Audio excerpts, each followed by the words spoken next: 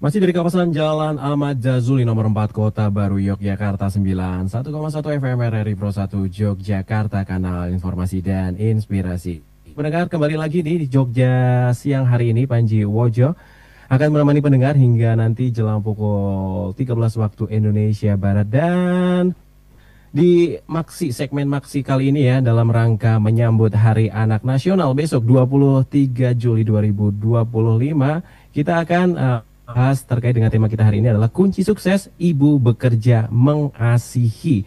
Dan sudah tersambung bersama dengan kami melalui Zoom ya, dari RSUD Sleman, Dr. Septina Ayu MSc SPA. Beliau adalah dokter spesialis anak dan konselor laktasi Rumah Sakit Umum Daerah Sleman. Masih tersambung bersama kami Bu Dr. Tina ya. Selamat siang. Ya, selamat siang Mas Panji. Kabar sehat Bu Dokter? Alhamdulillah sehat, terima kasih.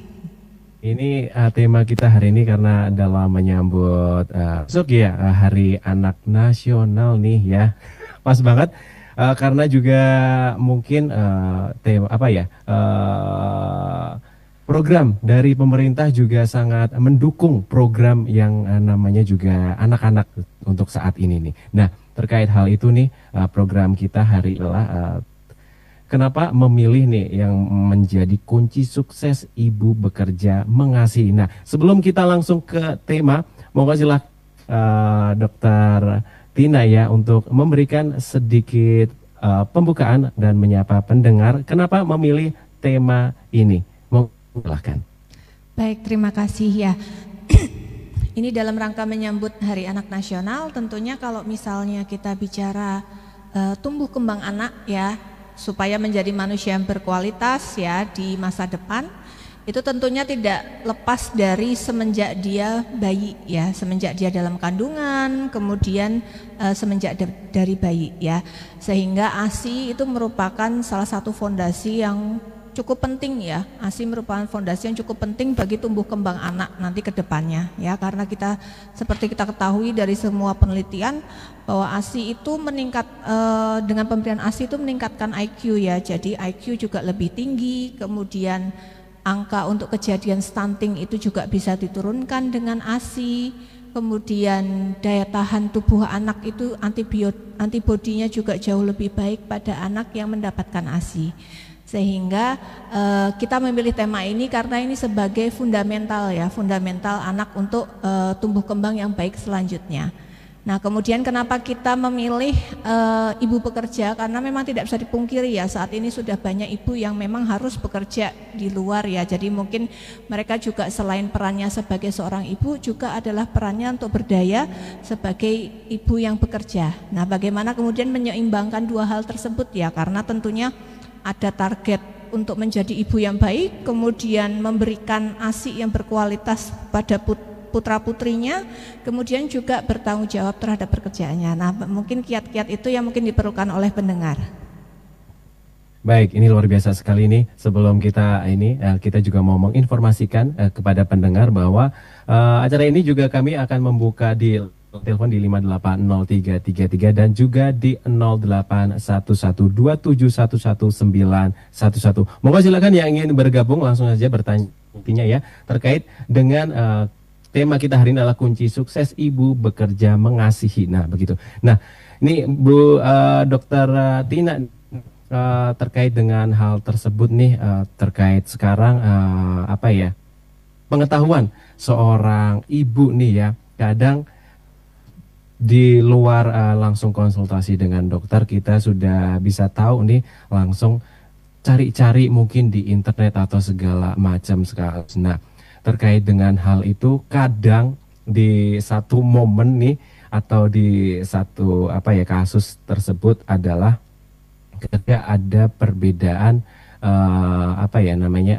tumbuh kembang anak seperti itu, karena memang dari sekarang pentingnya ASI adalah sekarang ada yang namanya ASI eksklusif ya, dokter ya, kalau tidak salah seperti Ya, itu. betul. Nah, terkait hal tersebut nih, seberapa penting ya langsung bisa diutarakan nih ASI eksklusif. Nah, terkadang orang tua itu memiliki atau keterbatasan ya, tidak bisa memberikan apa namanya ya, secara maksimal ASI tersebut karena mungkin kondisi tersebut atau segala macam, dan mereka justru mencari cara atau informasi yang mungkin itu tidak apa ya, tidak bisa dipertanggungjawabkan. Sekarang sangat mudah mencari di Karena internet sosmed ya. begitu.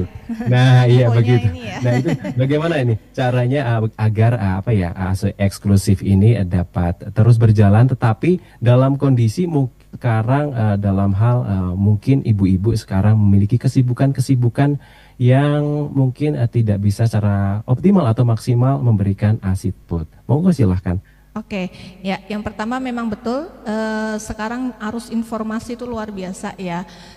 Secara satu sisi memang itu memberikan dampak yang positif ya, karena kampanye ASI kemudian kampanye ASI itu kemudian sangat gencar ya, sehingga karena kampanye ASI itu sudah cukup banyak ibu-ibu keluarga muda yang aware dengan pentingnya ASI ya, pentingnya ASI dan bagaimana dia bisa jauh lebih unggul dibandingkan susu formula dibandingkan zaman dahulu ya gitu ya, sehingga banyak ibu yang sudah punya visi misi ya. Jadi pada saat dia sudah hamil kemudian melahirkan itu juga sudah cukup banyak yang visi misinya memang niatnya ingin menyusui.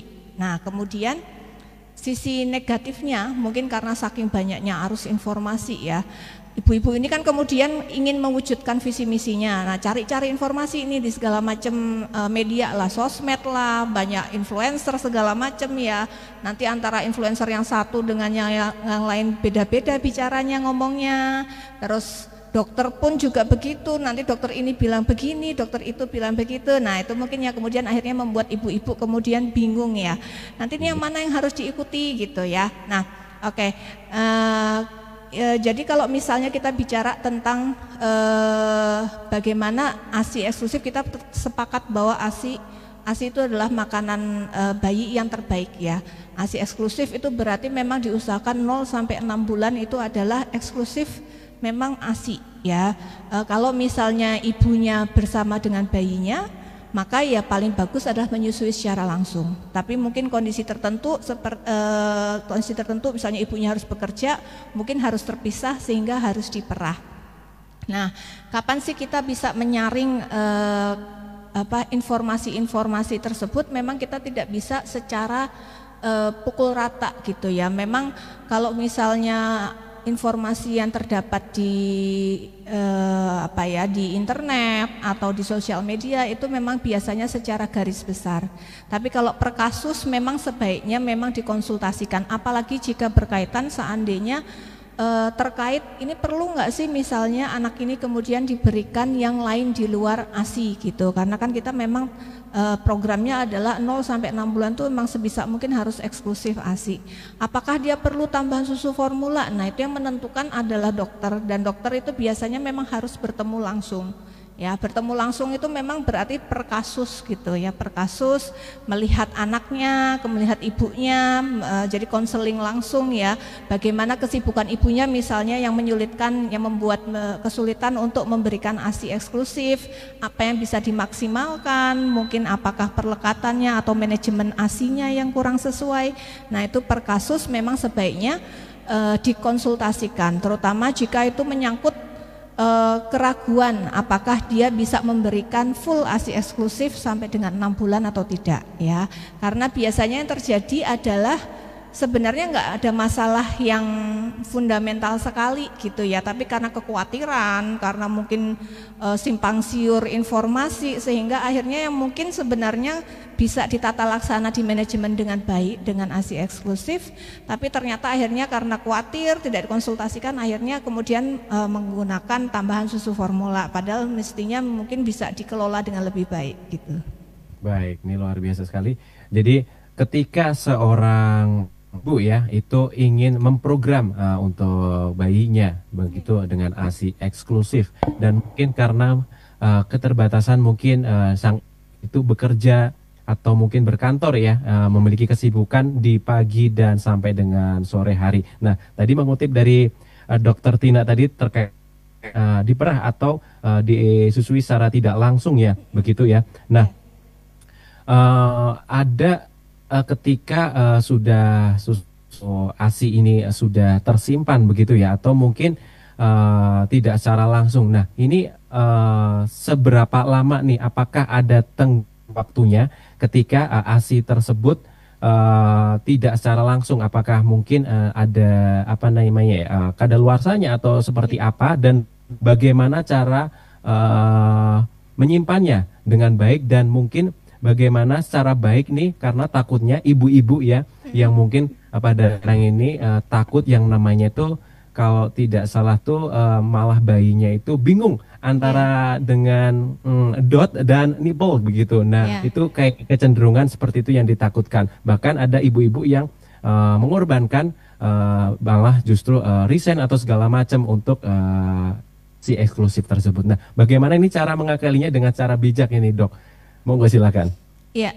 Jadi biasanya kalau misalnya kita ambil rata-rata lah ya, rata-rata biasanya kan cuti melahirkan ibu biasanya mungkin harus masuk pada saat usia bayi mungkin sekitar 2 atau 3 bulan ya, rata-rata ya, rata-rata biasanya kan kita masih 3 bulan untuk cuti, sehingga usia bayi 2 sampai 3 bulan bayi itu sudah harus ibu harus sudah masuk. Berarti sebelum itu, sebelum ibu masuk sudah harus mempersiapkan ya, mempersiapkan itu apa saja yang harus dipersiapkan.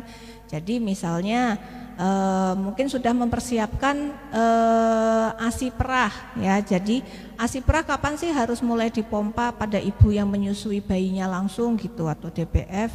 Mungkin sekitar ya mulai 2 minggu atau 3 minggu sebelum mulai masuk kerja sudah mulai mungkin memerah ya, walaupun mungkin mompanya atau memerahnya itu di sela-sela di antara bayi DBF atau menetek langsung. Jadi yang diutamakan tetap adalah menyusui langsung, kemudian memerah sisanya atau memompa sisanya bayi.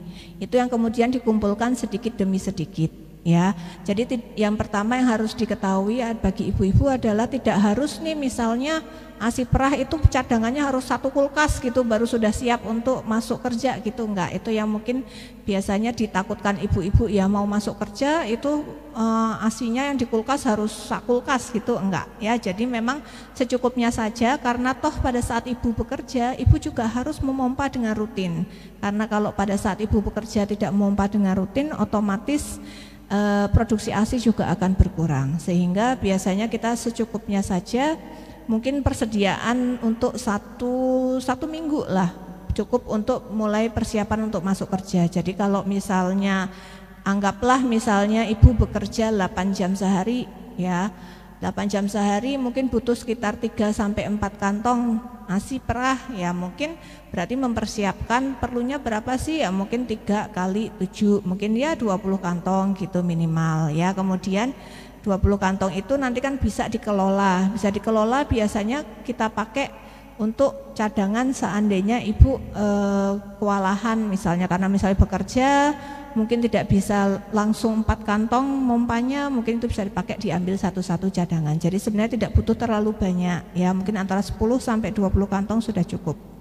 Kemudian bagaimana ibu juga mempersiapkan untuk mengelola ASI, manajemen ASI untuk yang mengasuh ya, untuk yang mengasuh. Siapa yang akan mengasuh bayi? Apakah dititipkan di daycare, apakah dititipkan ke neneknya atau keluarganya? Itu juga harus sudah mulai dipersiapkan.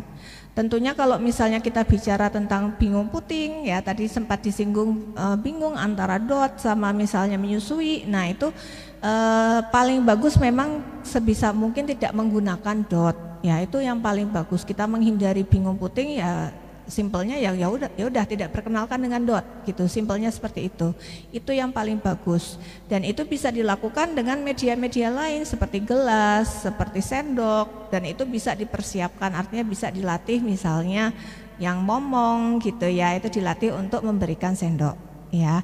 Kemudian perlu juga dilatih juga yang momong itu untuk memberikan bagaimana misalnya menghangatkan ASI begitu ya, dari misalnya dari freezer. Jadi kalau misalnya di freezer itu kan biasanya penyimpanan hanya selama 3 bulan, kemudian di kulkas yang bawah mungkin hanya selama 7 hari ya, sehingga bisa dikelola agar supaya di freezer itu bisa diturunkan, dipakai, dipergunakan selain ASI fresh yang sudah diperah oleh ibu setiap hari saat bekerja. Nah itu mungkin membutuhkan konseling ya, jadi biasanya mungkin konsultasi dengan dokter laktasi atau konselor laktasi, itu juga banyak ya sekarang, ibu-ibu bidan juga banyak yang konselor laktasi, non medis pun banyak yang konselor laktasi yang memahami ini. Artinya sudah cukup banyak dukungan ya dari sekitar, ya tinggal kita mencari saja, mencari info supaya nanti bisa di manajemen dengan baik walaupun bekerja. Ini Dokter Tina, sudah ada yang bergabung ini di line WhatsApp kami di pesan singkat, sudah ada yang ingin bertanya. Langsung kita ini aja bacakan aja. Dari Una di Sleman, saya sedang menyusui saat ini. Ingin bertanya berapa lama ASI dapat bertahan di kulkas dan setelah di luar itu bagaimana dok? Terima kasih. Monggo silakan Dokter Tina. Oke, baik.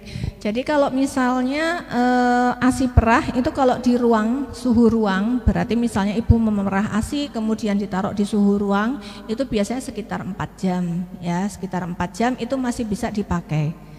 Kemudian kalau seandainya 4 jam itu misalnya mau langsung dipakai, diberikan bisa, tapi kalau misalnya ternyata ini 4 jam ternyata bayinya netek terus gitu misalnya, jadi nggak jadi saya berikan gitu ASI perahnya, ya dimasukkan kulkas bawah ya, kulkas bawah. Kalau seandainya 2 pintu berarti dia yang kulkas bawah.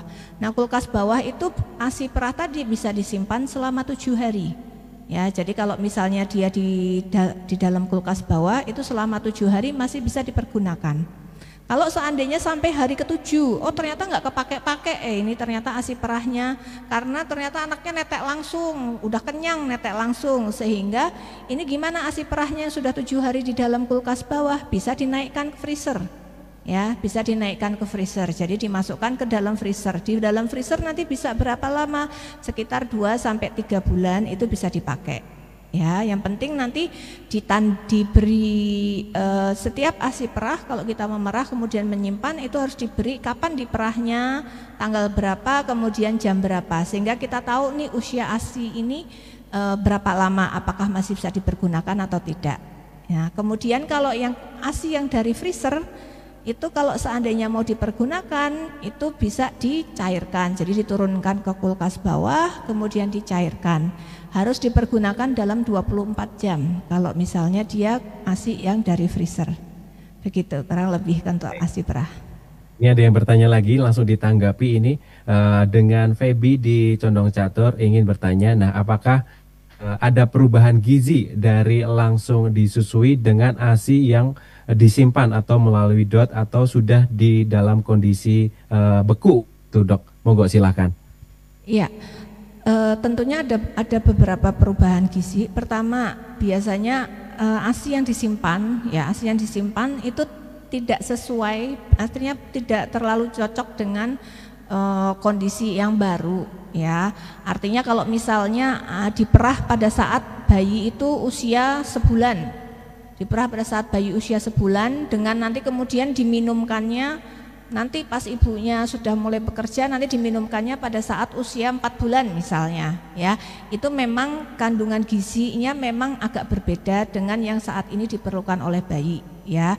Tapi kalau misalnya memang diperlukan ASI perah itu tetap bermanfaat ya, artinya dia secara protein tetap bermanfaat, kemudian secara lemak tetap bermanfaat, vitamin-vitamin yang dikandungnya, DHA semua tetap bermanfaat. Tapi memang kalau menyusui langsung itu perbedaannya adalah memang sesuai dengan kebutuhan bayi saat itu. Jadi kalau saat itu bayi di usia 4 bulan itu memang kandungan ASI-nya berbeda dengan bayi menyusui langsung pada saat usia 1 bulan ya, bedanya itu.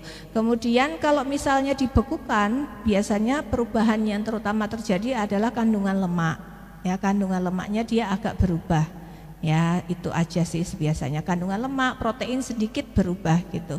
Tapi secara umum masih cukup baik. Artinya kalau misalnya kita bicara hierarki ya, hierarki yang mana sih yang paling bagus buat bayi gitu ya, pertama ASI langsung dengan DPF, yang kedua ASI perah ibunya sendiri fresh, kemudian yang ketiga adalah ASI perah ibunya disimpan, yang keempat ASI donor, ya, kemudian terakhir barulah nanti si susu formula, ya, kalau kita bicara hierarki. Jadi manajemennya yang sampai nanti akhirnya kita terpaksa pakai susu formula tuh perjalanannya jauh panjang sebenarnya. Harusnya di situ di antara akhirnya keputusan harus pakai susu formula itu ada manajemen yang bagus harusnya.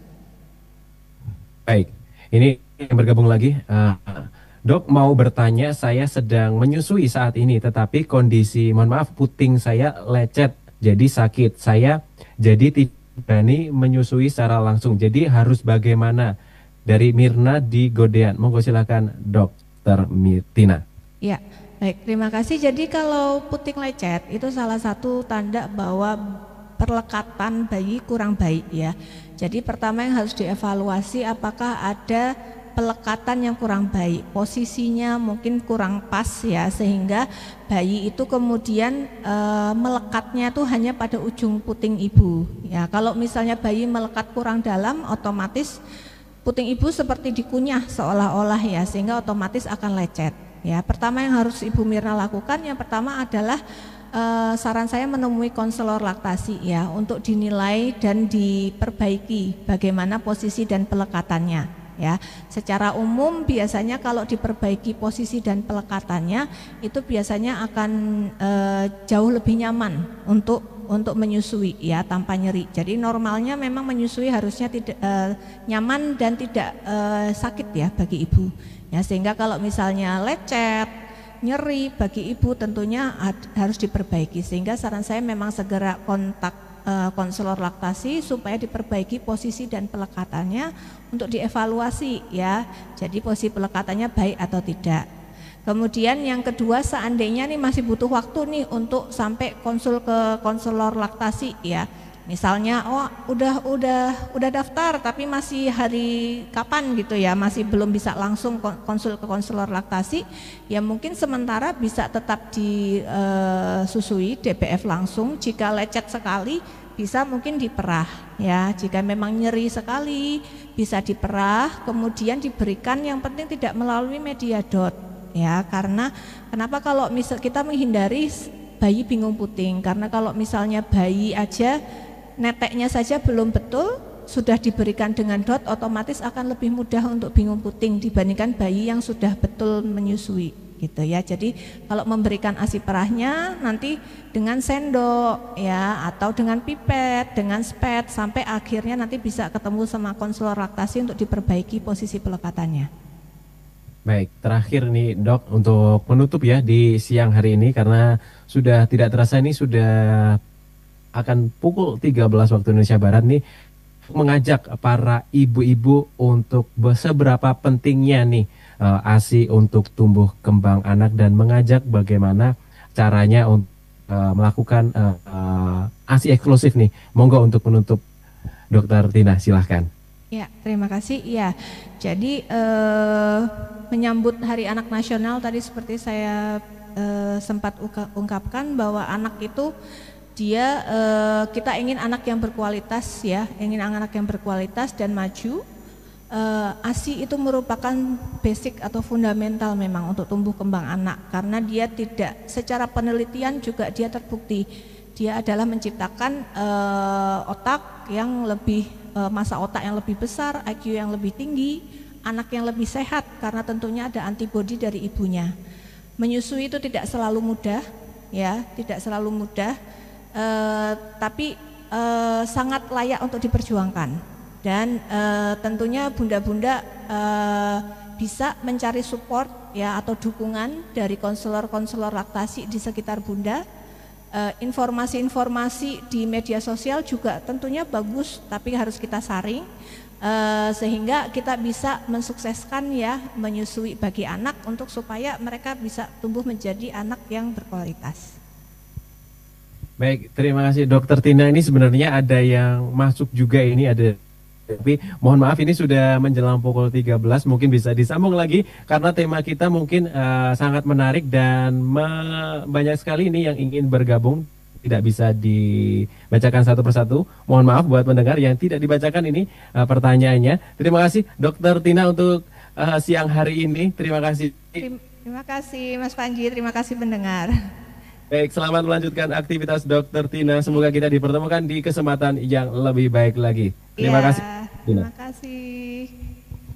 Baik, mendengar demikian dialog siang hari ini di segmen Maksi dengan tema kita hari ini, kunci sukses Ibu Bekerja Mengasihi, bersama dari RSUD Sleman Dr. Septina Ayu MSc SPA, spesialis anak dan konselor laksi Rumah Sakit Umum Daerah Sleman. Dan sesaat lagi tepat pukul 13 waktu Indonesia Barat nanti kita akan memberikan informasi dari Warta yang kali ini. Tetap bersama kami di 91,1 FM RRI Pro 1 Yogyakarta.